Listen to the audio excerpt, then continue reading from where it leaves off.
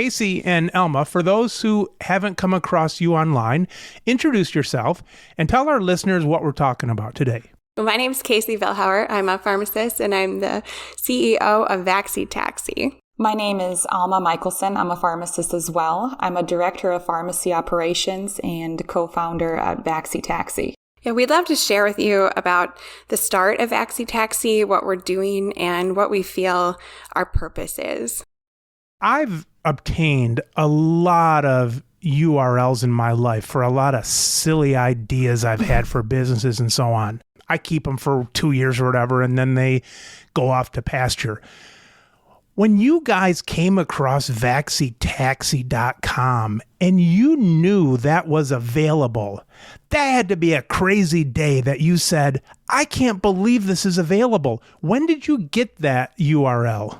Sure. It was in early 2020, possibly even late 2019, actually. But Mike, we've got a list of URLs that we think are pretty great. So truth be told, VaxiTaxi wasn't even at the top of it. Now I can't believe that. Give me... Nope. Top secret, Mike. Top secret, but they're coming. You mean you have ones that are still available?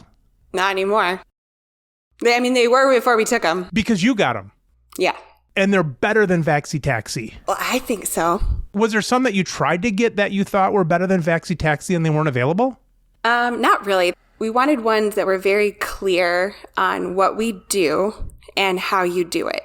And that's really hard to do with just 2 words or one title.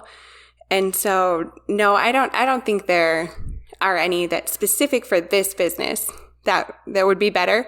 But we have other projects in the works, and those have really great URLs. VaxiTaxi is so good. It's almost like you looked through the internet URLs available, you found a cool name, and you said, hey, let's make a business around that. It's just hard for me to believe that in 2020 still, a cool name like VaxiTaxi, which really defines what your business is, was available.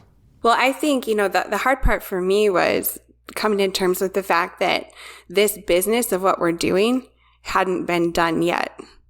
So not just the name, but actually what we were doing. All right, so spill the beans now, Casey. What are we doing? What is VaxiTaxi? Sure. So the best way I can describe it is we are the Uber Eats of pharmacy. So we have our pharmacists, our immunizers, and they partner with us, and they're independent contractors. And then we have our pharmacies, which would be like the restaurants, and our immunizers, they pick up their vaccines, and they go to patients' homes. The pharmacists are independent contractors. They're their own thing? Yep. So they're just like the drivers for Uber Eats. Are any of them pharmacy owners, or are they pharmacists? They're pharmacists. And so our job, where VaxiTaxi comes in, is because any community pharmacy could send a pharmacist out and about to give vaccines. But what we bring to the table that's good is that, or makes it simpler, is that we coordinate all of the scheduling. We have centralized scheduling, centralized clinical consultations, and the pharmacists are then not on the payroll of the stores. And we do all of their training. So we do all of their home health training, and we do all of their equipment, things like that. And we provide all of the information that they need to go out and do these appointments. So, Alma, was this just a coincidence that this happens to fall in when pharmacy vaccinations, arguably with COVID, is the hottest thing going? Did this so happen that it just lined up with you guys doing this? VaxiTaxi really started prior to COVID. I think what sparked VaxiTaxi is some changes in Iowa law. And those recent changes were where the pharmacist became the prescriber of vaccines and immunizations. That is the new Iowa statewide protocol. Prior to, and it's been coming for a couple of years, is just that, chain pharmacies in our state, no one was really ready for it. No one really thought it would happen. And then it did finally go into effect actually this year. But when the law was written, Casey knew exactly what it meant. And so she was able to talk with her husband and some of her friends and discuss this idea that wouldn't it be great if you can just bring flu shots to our home where kids are at home watching TV and you can distract them in that way, and it would be easy and seamless and painless. And with the new law change of statewide immunization protocol and Casey's idea of why don't we just bring the vaccines to people's homes, she finally was able to act on that idea, and that's how VaxiTaxi came about. So it was prior to COVID. It was around flu shots and busy families and being able to provide a service that fits our modern society. And that is, if you need the vaccine, you can get it with just a phone call and it can come to you. A previous guest of mine was talking about the new ideals, and I'm pretty sure it was Iowa, that they took some of the mandates and just by changing a few things, they allowed Iowa pharmacists and pharmacies to do some really cool things. I forget all the details, but it sounds like what we're talking about here. Another detail that is really cool, maybe this is the law that you're talking about. The wording says that pharmacists can order test and treatment of COVID, flu, and strep. That is not here right now, but that wording is in place, and companies will be acting on it anytime. When you guys set this up, from the very beginning, you knew you were going to be using not your own employees, let's put it that way, 1099 pharmacists. Yeah, absolutely. It was more of a vision of, we know that there's pharmacists that want to do this, but it might not be a full-time job. Typically 17 weeks out of the year, we're really heavy on flu season, and we're giving a lot of pneumonia shots and some back-to-school shots as well. But that usually is about 17 weeks out of the year. So, how can we create something for pharmacists to do? Because they'd be great at it. That wasn't full time. How do we pull these people out to help fill those gaps? So, yep, absolutely. From the beginning, it was based on using people that didn't want to do it full time. And some of that too also goes back to myself and Alma. We're both moms. We both have 3 young children, and there's in corporate like retail pharmacy right now, it's hard. It's hard to work a full-time schedule. And so a lot of our friends and colleagues have backed down to like 30 hours a week or part-time, things like that. So this is a perfect job for someone like that. It's perfect for a new grad or someone who's recently retired. So absolutely. Casey, what were you doing 2 years ago when this idea came to you? I was being a mom. I was not in the world of pharmacy. Granted, my husband is a community pharmacist and he was in pharmacy, but I was completely removed from the world of pharmacy. Were you out searching for a business idea? No. Or was it such a good idea that it came to you that you had to do something about it? I know that schools try to teach entrepreneurial mindsets and everyone's, using those buzzwords and things, but I stand by the fact, and it's probably a very unpopular opinion, but you don't set out to own a business or start a business as your primary goal. You fix a problem. And that's what I've always done, even when I was working in a chain pharmacy. We would have workflow issues. We would have all kinds of issues, patient issues, things like that, right? And nothing irks me more than to solve the same problem twice, because at that point you have a system problem. And so that's what I did. And I was pretty good at, these are our resources. How do we completely revamp the pharmacy in order to fix it with no money or no space or, whatever. But that's what I like doing. That's just my nature. So planning, logistics, fixing problems, that's what I do. When you then had this idea, how did you then test it, or how much did you build before you tested it and so on? Yeah. So the first fall, which would have been, the fall of 2020 was the first test. And, it started with all of the things that come to mind originally to every pharmacist is, can you get a license for it? Can you make sure that you can have insurance for it. Do you have people to do it? Is there a demand for it? And so we just started checking off those boxes. Let's see if we can get a license for it. Let's see if we can, find insurance. And we just worked our way down the line. And then we started there with cash payers. So it was a concierge service geared at pharmacies and cash payers. And when we realized that we could figure out the logistics and how we could scale it and what we needed for software, then we decided now's the time to broaden our scope and find some insurance companies that are willing to pay for this as well. Funny turn of events, COVID happened, and there became a COVID vaccine. And at that point, we didn't have to go looking for insurance companies to partner with us. There were patients coming to us. There were payers coming to us. And we said, absolutely. Our customer base is a little bit different because we were familiar with a tech-savvy online group. But with COVID, those patients that we were trying to help and reach that really couldn't get out or were having a lot of access issues, those patients are not necessarily a tech-savvy group. So it was an extreme pivot on what we were doing we at that point we needed to rely heavily on phones, and that wasn't something in our original plan. Luckily, we had a little experience under our belt, so we knew how to go about it. But to answer your question, it was trial and error, and we could have kept planning with the software, or we could have just done it, and we went with, let's just try it.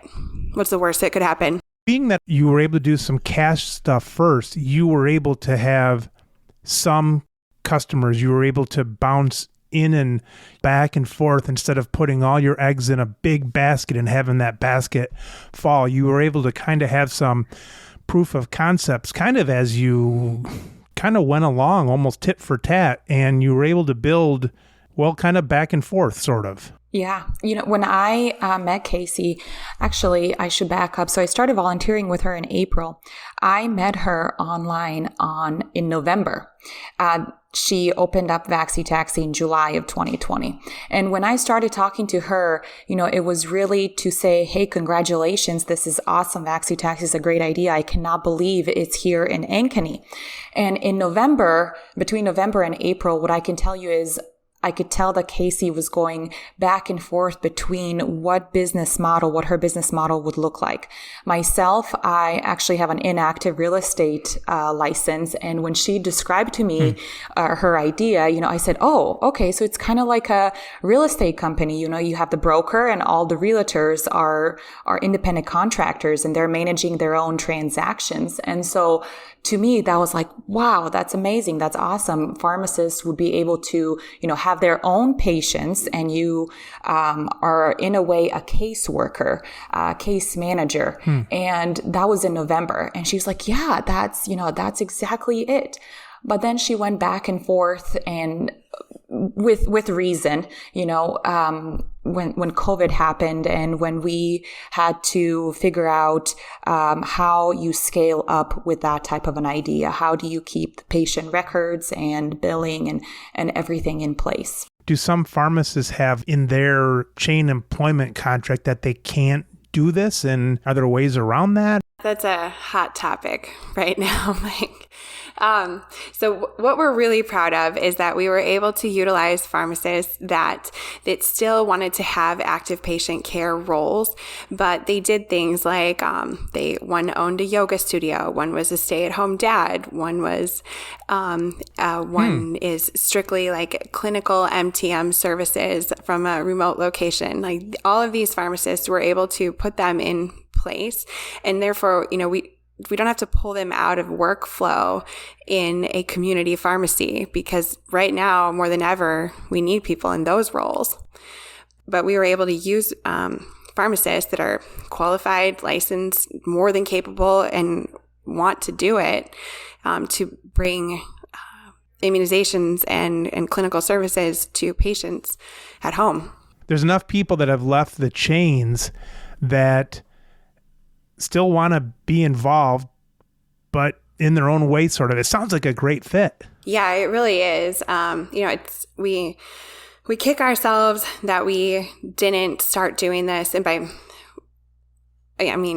3 years earlier, because at that point, when COVID would have hit, we would have had the network already built out to have access points for all of these patients, across Iowa. We would have already had that worked out. And I think, across the country in general, county health departments were trying to reach these patients that they hadn't necessarily served before, and we didn't have a good list of who the homebound patients are. So it definitely, it's definitely opportunity.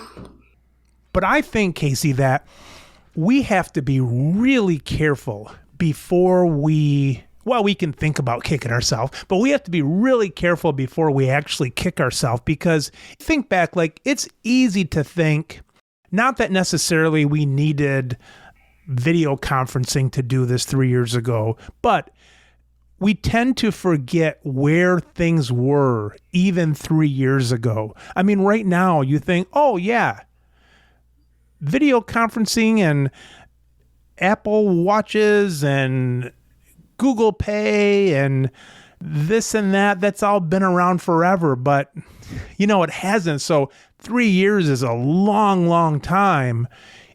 In a company like yours, which is very technology-based, very communication-based, that's a long time to go back. That's almost like going back to the wagon wheels, So we have to be easy on ourselves. Well, I appreciate that, Mike, but, the same thing applies. There's pharmacists that want to do it 3 years ago, and there's patients that needed it 3 years ago. It's just COVID brought it to light for the whole country.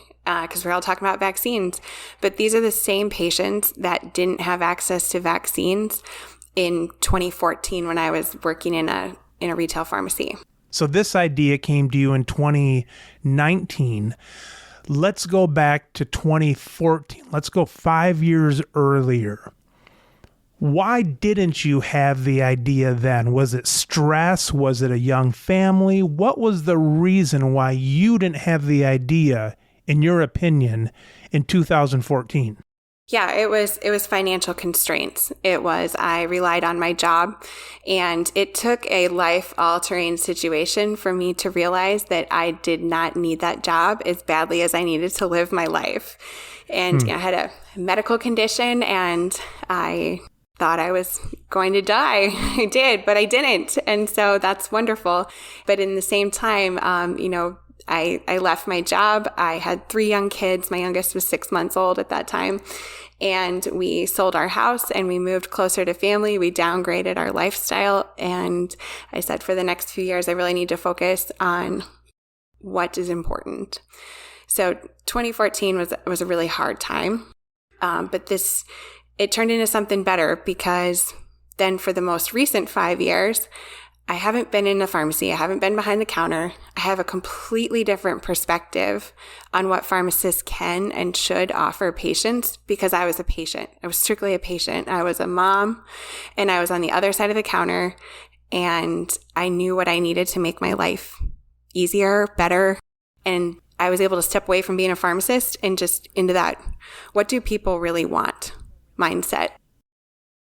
Pharmacy, with the extended length of school and all these, whatever the hell you call them, all these PG stuff. I don't know what the hell they are. I know it starts with a PG 1 and 2, whatever the hell those are. But with that, with the stress, with the debt, those are not conducive to entrepreneurial ideas, not to mention the follow through.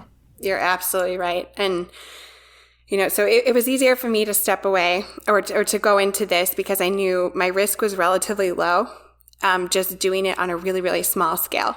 But in Alma's case, she left a really great position to join VaxiTaxi. And that's terrifying. And I feel like there's probably a number of pharmacists in that position. Alma, what trait did you have that has you sitting there now versus someone else that just looked at Casey from a distance? If she doesn't answer this question correctly, I'm gonna buzz in. There's a lot of pressure. Come on. In Casey's words, I am her problem solver. That is in her words. You know, she, as I was telling my family members, hey, I met this person, Casey. She's got this awesome idea. And, you know, my sister, she's like, oh my gosh, this sounds like a storm of ideas. It sounds like chaos. And you want to go into that? You want to work with that? And I was like, yeah, yes, I do. And so I was talking to Casey and she said, you know, you just really helped me ground all of these ideas and they're all up here and they're all up in space, but you help me make that one decision that's going to really bring that idea down and solidify it. So I would say, I think I'm a problem solver. And as Casey said, I'm a natural processor. I know you mentioned earlier, you said, I couldn't believe it was like in the same town. Right. How far would you have reached out? Would you have done this like an hour away, like 3 hours away? We talked about changing communication.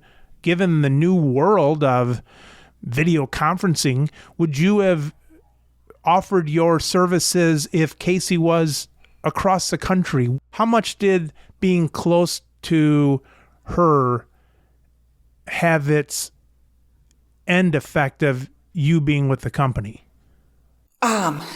Did it give you the confidence to reach out? Like you had a common denominator?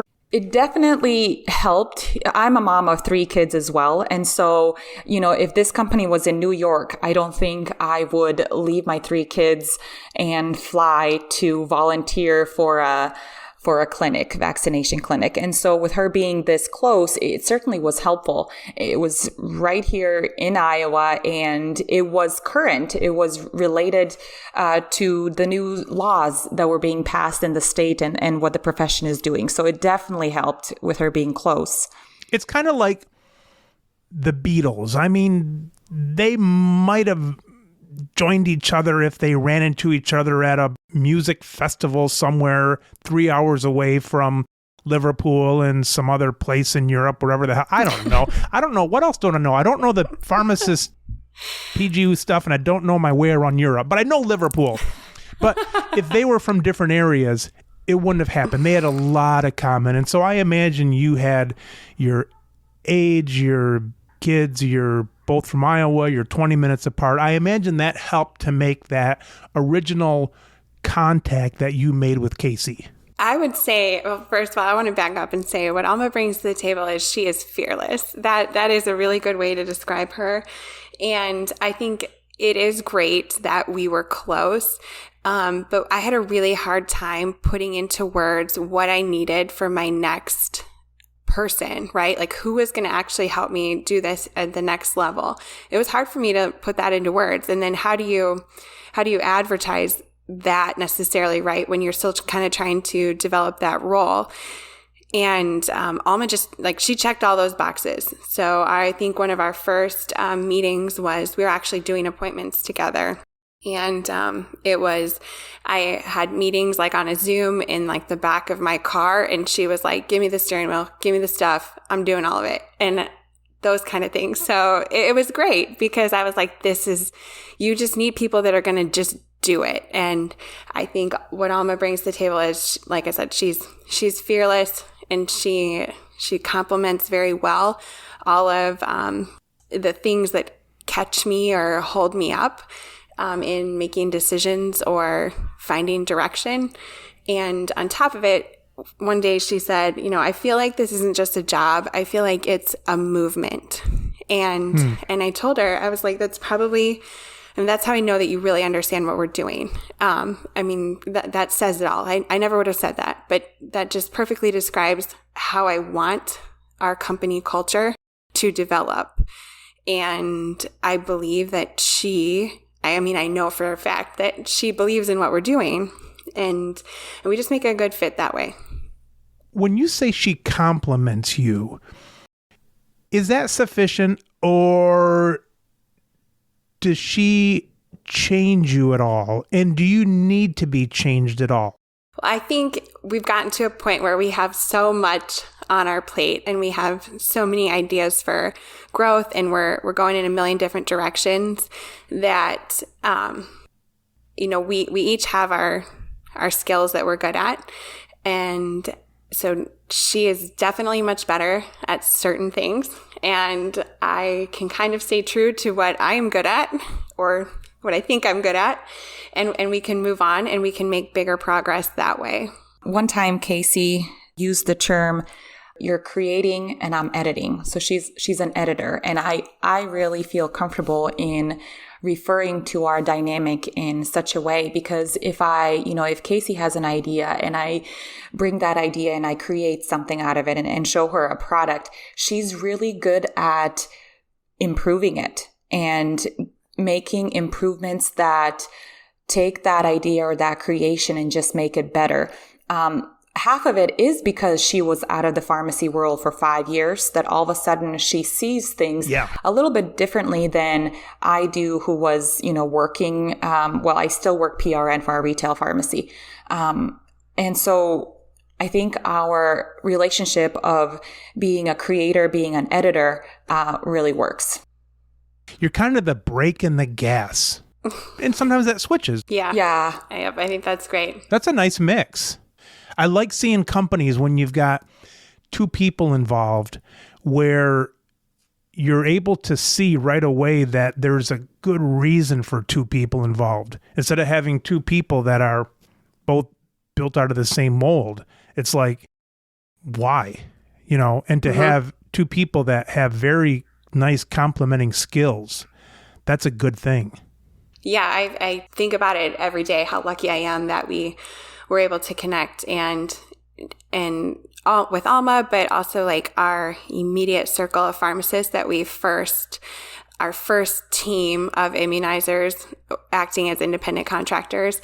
Like it brought a lot of really great providers into our circles. We talked about the independent contractors of the pharmacists.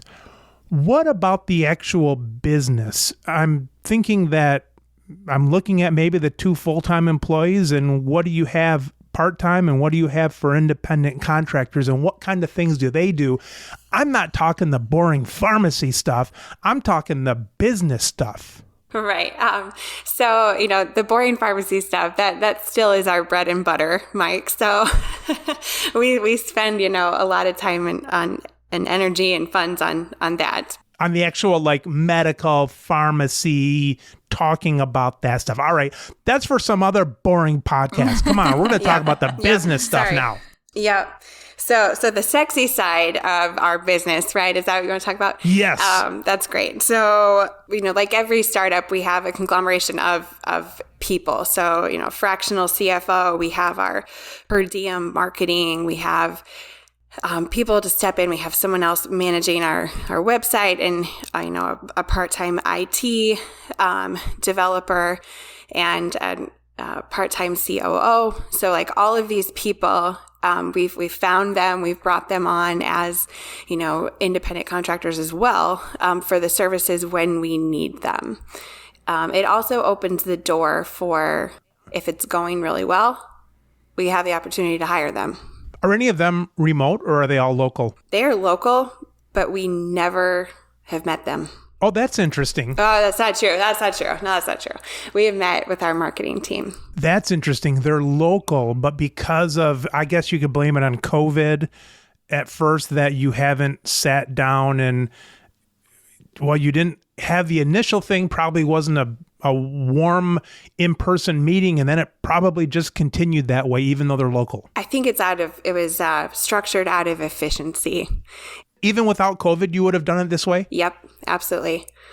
COVID was, it opened a lot of opportunities for us, or doors of opportunity, I guess, for talking with people and meeting with people that otherwise would have required a flight, right? A hotel stay and a plane ride somewhere. But when meeting over Zoom became the standard, we no longer lacked access to all of these individuals. So payers, right? And other startups or other parts of the industry. You're saying that you're local, your part-time COO and CFO and all these people, they're local, but you haven't met them. Right. In person? In person, yeah. You've done it through video? Mm-hmm. And we talk a lot over text and phone. So COVID didn't prevent you from meeting them, but because of COVID and because the new norm was saying it's okay and maybe even preferred for a little bit there to do things through Zoom, you haven't had to jump on a plane to do things with some of your payers and things like that. But your local people, you probably would have had more lunches and more in-person stuff pre-COVID just because it wasn't polite and the norm to meet someone who was 5 miles away to do it through video, but now it is. Right. And it was easier to connect with like multiple different marketing firms, for example, or marketing agencies to, we could interview 4 of them in a day because we're on Zoom, whereas that would have probably taken 3 days otherwise. It's amazing. My brother has a marketing firm out in California, and breaking down that barrier of not having to hop on a flight for a 3-day trip for a half-hour meeting is really something else. And I think it took something as big as a pandemic to have everybody agree to that standard at the same time. Yep, I agree. And then, our whole goal was to remain really light, really mobile. And so that the contractor, so the pharmacist, they don't need a lot of equipment, right, at home. They don't need, the goal is to be able to have a very small footprint for all of our contractors and the company in general. But so as great as it was to be able to do all of these things remotely from the start as we were starting to scale, we quickly realized we need a headquarters. We need a central office.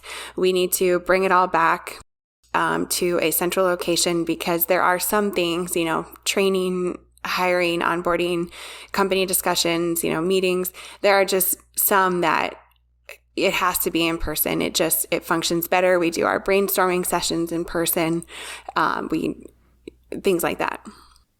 It's so cool what's going to end up, and I don't think anybody knows. It's so cool to find out what's going to end up having to be in person and what's going to be able to be online. And I don't think anybody really knows it yet, but I think it's going to be a universal feel that multiple people are going to come up, I think, with the same answers, because I think a lot of it's human nature. Brainstorming maybe is better in person, where the details of those sessions or the fallout of different things, maybe not. I don't think anybody knows that, but I think it's going to be universal. I agree. I think, we can have brainstorming sessions and it all remains very positive and very all for the purpose of growing, because when you're in person, and you get to know each other in the office, you're personable, right? You get to know, you get to hear things that you wouldn't otherwise hear from a remote location.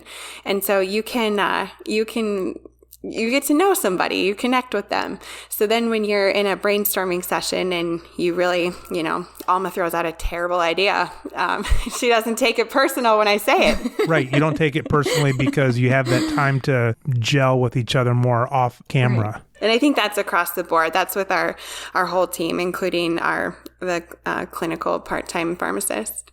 We talk about headquarters. How often do they have to get to the headquarters? I take it they probably get some equipment and the medicine from you. Is that right? We have partners like independent pharmacies where the pharmacist will go and pick up the medications, pick up the order for their route, and we will provide the billing, data entry, training, hiring, and, refill packs for their routes. So you've got a couple partners. You've got the pharmacists and you have independent pharmacies that have come on.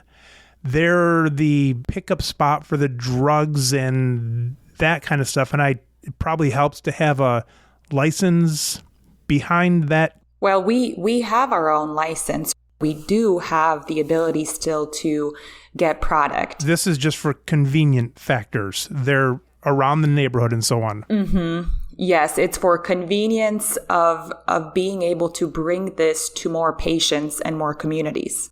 I ain't no genius, but that right there then allows you to go US and worldwide, right? Because they're not coming to your headquarters in Iowa for this. They're going to these pharmacies across the country. You got it. That's right. That's where your growth comes in. Yep. That's really cool. What has the reception been from mainly independent pharmacies that are doing this? What's the reception been? They love it. We are able to increase their profits by 20% by being and partnering with them in one county.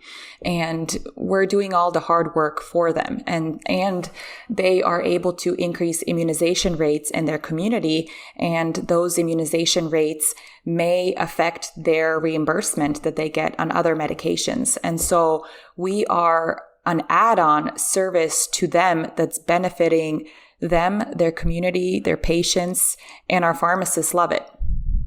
What is the tie-in? All right, like our pharmacy doesn't do vaccinations. If, for example, we were one of the partners, would somehow supplying the vaccine, even though it's not our employees, I'm taking it somehow that vaccination would be credit to us that we did the vaccine or we helped with the vaccine somehow, even though the pharmacist is not our employee. Right. So we provide your pharmacy with the pharmacist. So you hire us. We work for you. And we bring you trained, equipped staff.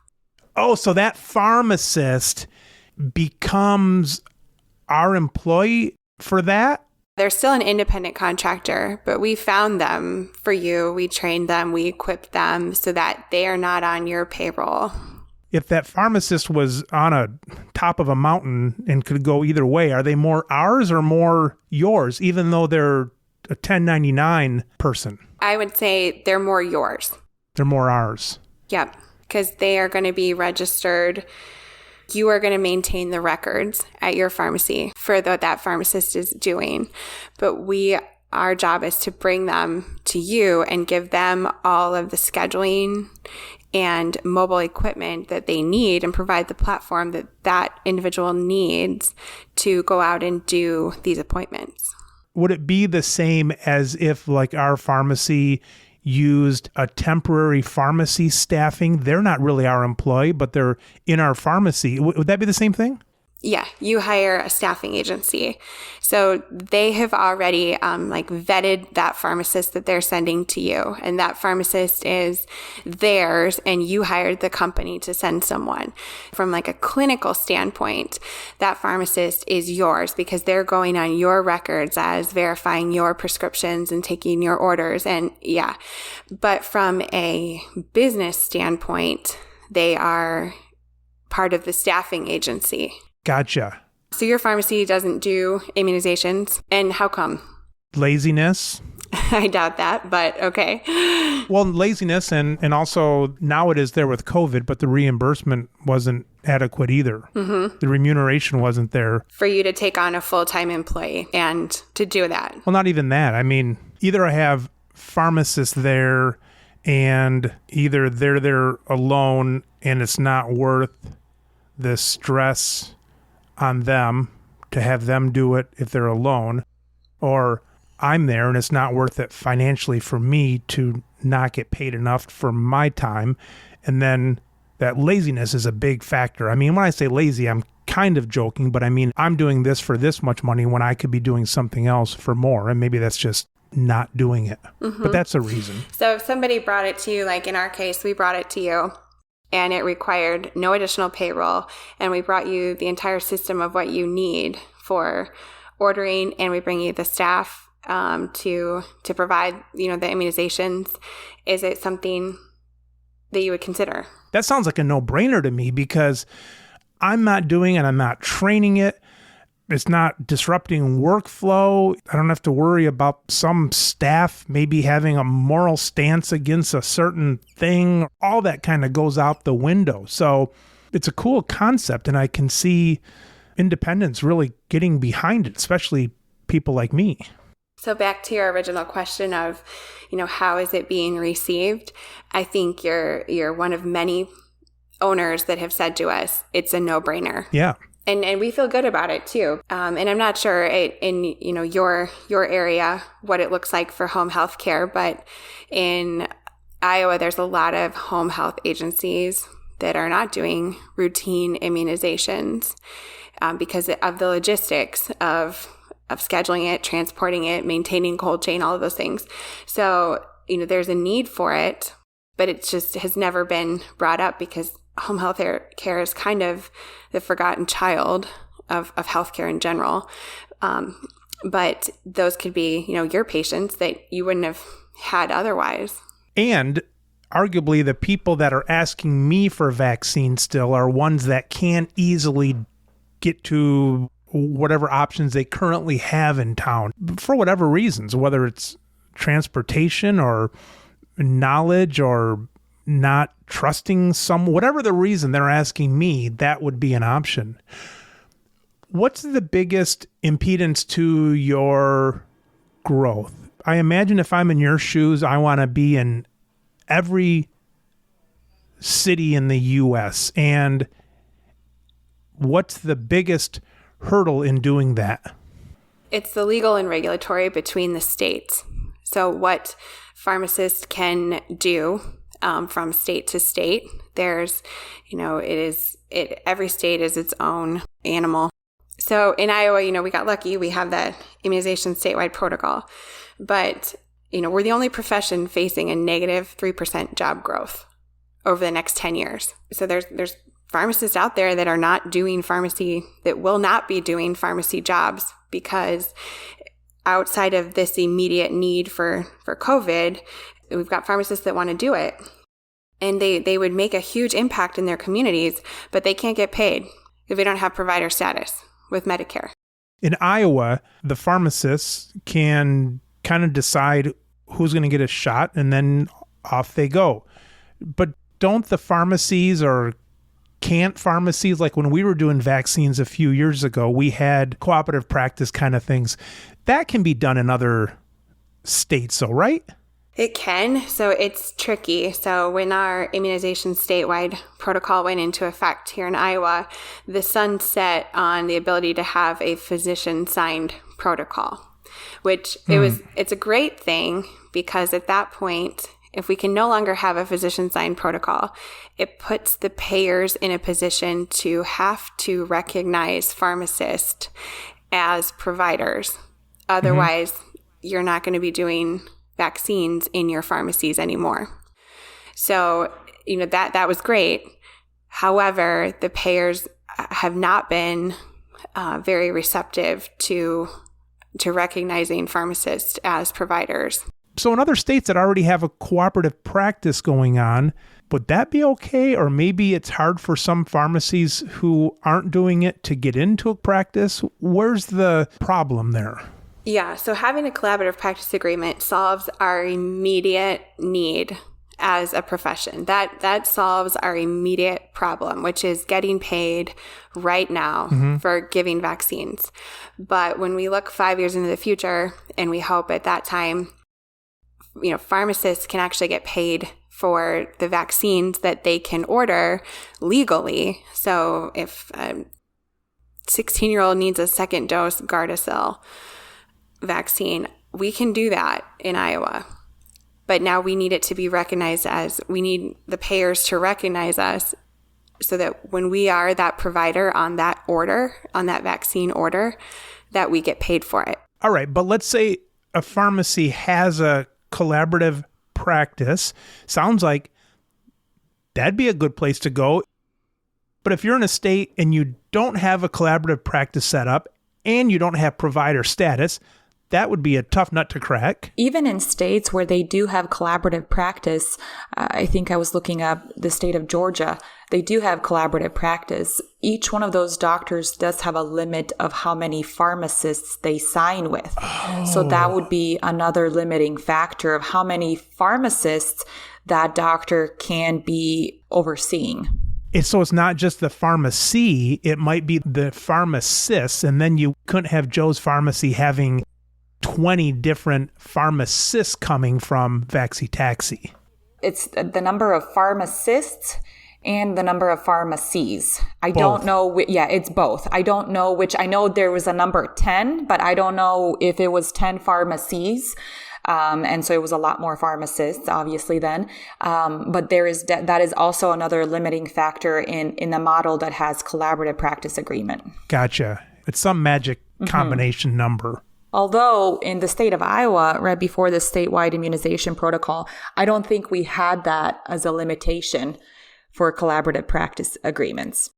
Right before pharmacists were their own providers, a lot of pharmacies in Iowa used the state epidemiologist as the protocol provider. And it was a lot of pharmacies and a lot of pharmacists. I put words in your mouth thinking that would be my goal, to go to all these different states. Is that a goal, to get into another state? And I know that's bigger because right now you're maybe in your city, but once you conquer Iowa, will that be another goal with VaxiTaxi? Absolutely. I think, it comes back to how Alma described it as a movement. And we have pharmacies all over the country reaching out to us already. We have pharmacists reaching out to us as well. There's people that want to do it. There's people who want the service, and it's our job to connect them. And I don't really see a market where it doesn't work.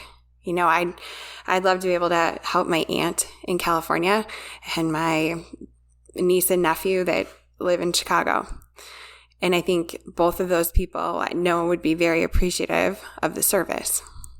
Ladies, without giving too much away, because we already talked about your cool URLs. And Casey, by the way you sort of told me about these, I know you're not going to spill them out to me. I'm not. I'm sorry, Mike. That's all right. I know you've got something there. But as much as you can tell us about your 10-year goal, and maybe you tie into this a little bit of your vision statement so I can try to pick that apart somehow. But it sounds like it's bigger than just vaccines. I don't know if it's bigger than just home visits.